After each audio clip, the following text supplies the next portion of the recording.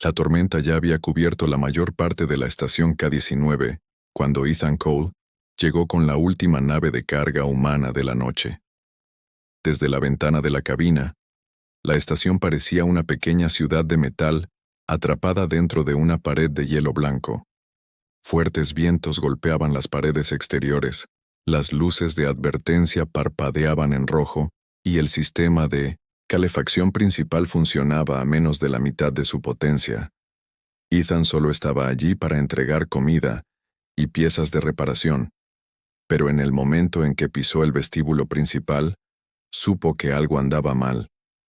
Cientos de viajeros estaban apiñados cerca de los pocos calentadores que aún funcionaban. Familias alienígenas abrazaban a sus hijos, los trabajadores llevaban cajas de emergencia por los pasillos, y los oficiales de seguridad gritaban órdenes, mientras otra alarma sonaba a lo lejos. Ethan se ajustó la pesada manta gris alrededor de los hombros y comenzó a caminar hacia la oficina de carga. Había sobrevivido a lugares más fríos en la Tierra, así que la estación no le asustaba mucho.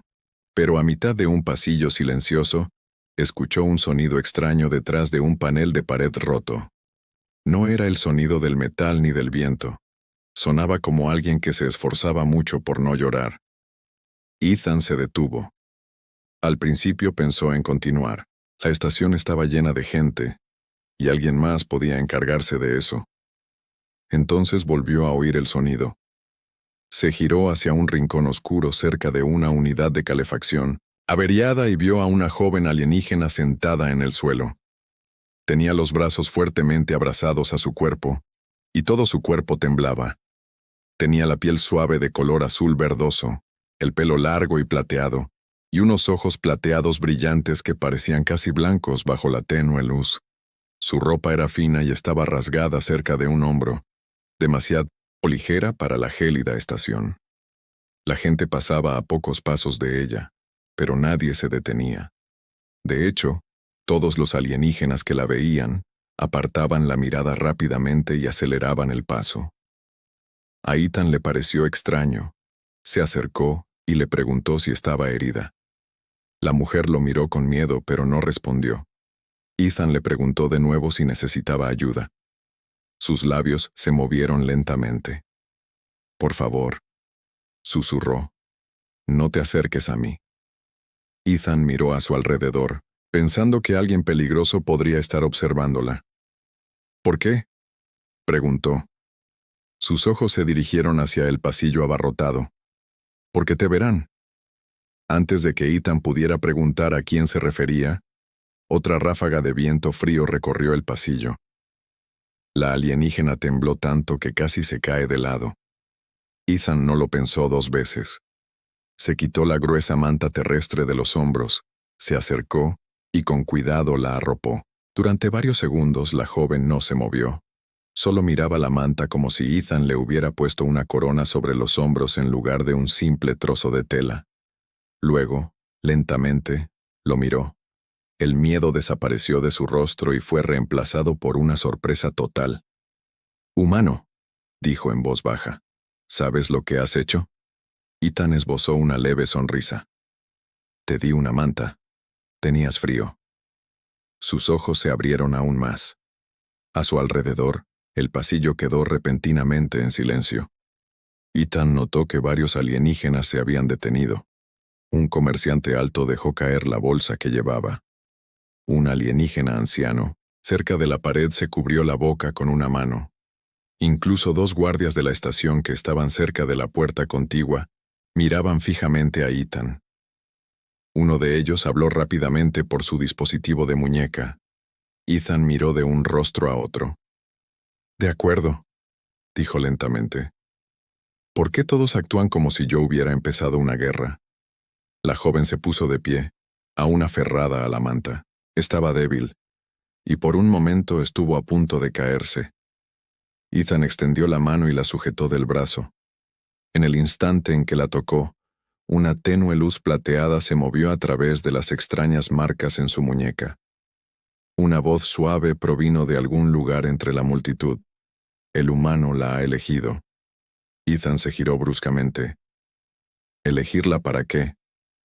Nadie respondió. En cambio, la gente comenzó a alejarse de ellos. Entonces, pasos pesados llegaron desde el final del pasillo. Aparecieron 6 oficiales de seguridad armados, liderados por un gran comandante alienígena con armadura negra. Se detuvieron a 3 metros de distancia y alzaron sus armas. «Humano», dijo el comandante, «aléjese de la mujer». Ethan levantó lentamente las manos, pero no se apartó. Se estaba congelando, la estaba ayudando. El comandante miró la manta y su rostro cambió. «Quítasela, ahora». Ethan miró a la joven. Estaba temblando de nuevo, pero esta vez no era por el frío. «¿Qué pasa si lo hago?», preguntó. El comandante no respondió. La chica se interpuso repentinamente frente a Ethan. Su débil voz había desaparecido. «No puedes tocarlo ahora», dijo. Todos los guardias se quedaron paralizados. Entonces, antes de que nadie pudiera hablar, toda la estación se estremeció con un fuerte estruendo. Las luces se apagaron durante 2 segundos y volvieron a encenderse en modo de emergencia de color rojo sangre. Una fuerte alarma resonó en todos los pasillos. Todas las pantallas cercanas mostraron la misma advertencia. Nave de guerra no identificada entrando en el espacio de la estación. El comandante miró el mensaje horrorizado. Ethan miró a la chica alienígena. Estaba completamente pálida. Lentamente, se giró hacia la gran ventana al final del pasillo, donde una oscura nave de guerra emergía entre la tormenta. «Me encontraron», susurró. Ethan sintió un escalofrío en el pecho, que no tenía nada que ver con los calentadores averiados. Menos de 5 minutos antes, ella había sido solo una extraña congelada en un rincón oscuro. Ahora una nave de guerra armada había venido a buscarla, y de alguna manera, por una simple manta, Ethan estaba en medio de lo que fuera que viniera después. La nave de guerra se acercó a la estación K-19, mientras Ethan y la chica alienígena eran llevados a una sala de carga cerrada con llave, y allí ella finalmente le dijo que se llamaba Lyra, y le explicó que en su mundo, darle a alguien protección personal como una manta significaba aceptar la responsabilidad de su seguridad, razón por la cual todos lo habían mirado con tanta sorpresa.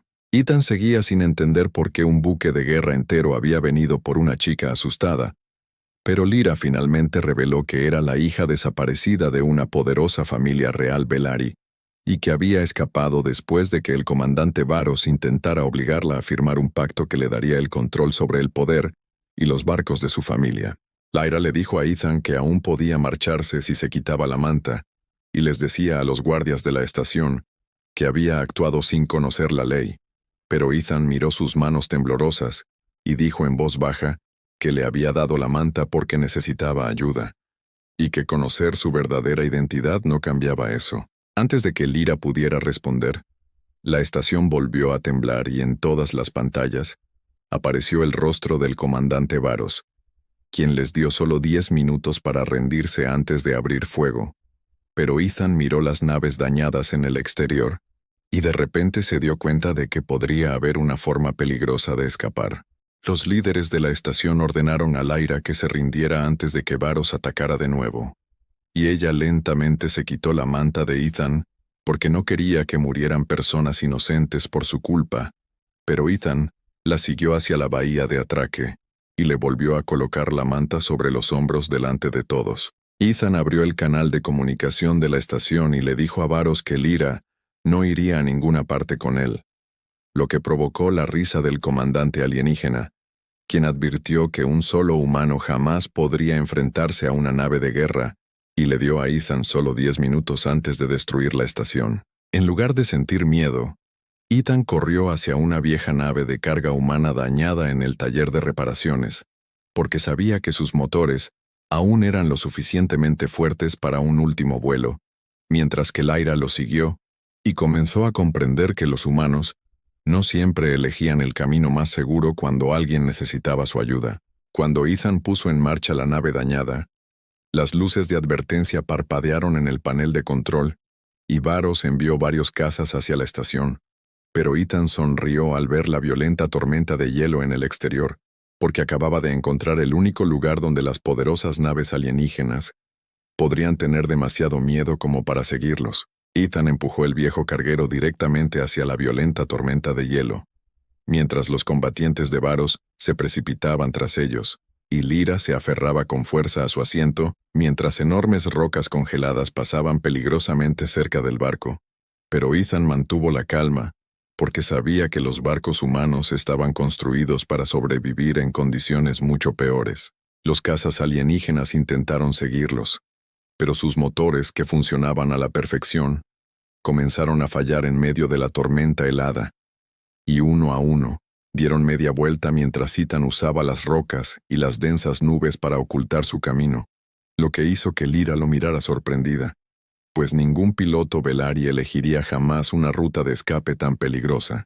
Por un breve instante, Ethan creyó que finalmente habían escapado, pero entonces apareció una luz de advertencia en la pantalla de control, y descubrió una pequeña señal de rastreo proveniente de la ropa de Lyra, lo que significaba que Varos había estado siguiendo su ubicación desde el momento en que salió de su casa. Ethan encontró rápidamente el pequeño rastreador y lo arrojó al espacio antes de destruirlo, pero la pantalla mostraba que ya se había enviado una última señal, y Lyra lo miró con miedo cuando Ethan se dio cuenta de que Varos ahora sabía exactamente hacia dónde se dirigían. Ethan aterrizó la nave de carga dañada en una luna minera abandonada, donde podían reparar el motor. Pero mientras trabajaba, Lyra finalmente le mostró un pequeño cristal escondido dentro de su collar, y le explicó que contenía pruebas secretas del plan de Varos para tomar el control del Imperio Velari. El cristal contenía órdenes militares, nombres de líderes poderosos y registros de ataques secretos. Y Ethan comprendió rápidamente que Varos no perseguía a Lyra, solo porque ella se le había escapado.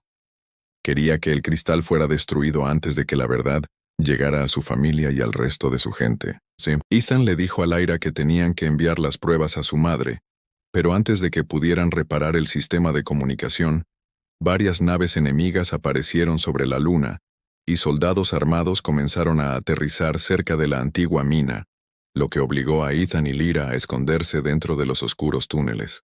Entonces, una voz fría resonó por los altavoces de la mina cuando llegó el mismísimo comandante Varos, ofreciéndole a Ethan una última oportunidad para entregar a Lyra y marcharse con vida. Pero Ethan miró a la asustada chica que estaba a su lado y, en silencio, se preparó para luchar.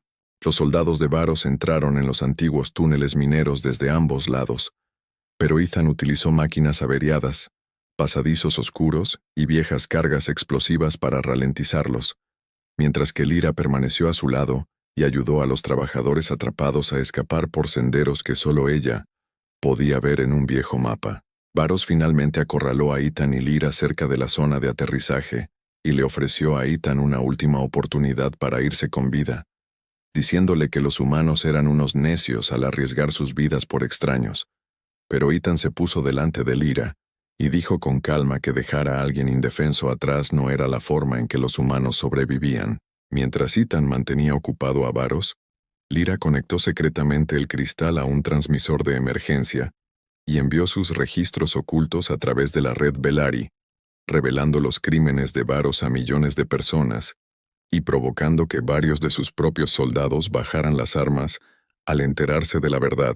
Varos alzó su arma con ira, pero antes de que pudiera disparar, el cielo sobre la luna minera se llenó de enormes naves reales que portaban el símbolo de la familia de Lyra, y Lyra miró hacia arriba conmocionada cuando Ethan se dio cuenta de que su madre había recibido el mensaje y había venido por ellos. Los barcos reales de Lyra rodearon la luna. Varos fue arrestado por sus propios soldados, y cuando la madre de Lyra finalmente conoció a Ethan, le ofreció riqueza, tierras y un lugar de honor. Pero Ethan simplemente dijo que nunca había querido una recompensa por ayudar a alguien que tenía frío y miedo.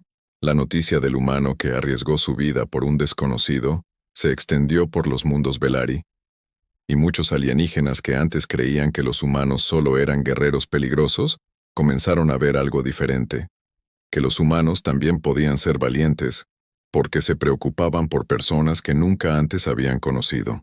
Antes de que Ethan se dispusiera a marcharse, Lyra le devolvió su vieja manta gris con un pequeño símbolo real cosido en una esquina, y le dijo que su gente recordaría lo que significaba. Pero Ethan sonrió, le volvió a colocar la manta sobre los hombros, y le dijo en voz baja que se la quedara porque todavía parecía tener frío. Lyra rió con lágrimas en sus ojos plateados, y mientras la nave de Ethan desaparecía entre las estrellas, comprendió que un simple acto de bondad le había salvado la vida. Había desenmascarado a un traidor, había cambiado dos mundos y había creado un vínculo que ninguno de los dos olvidaría jamás.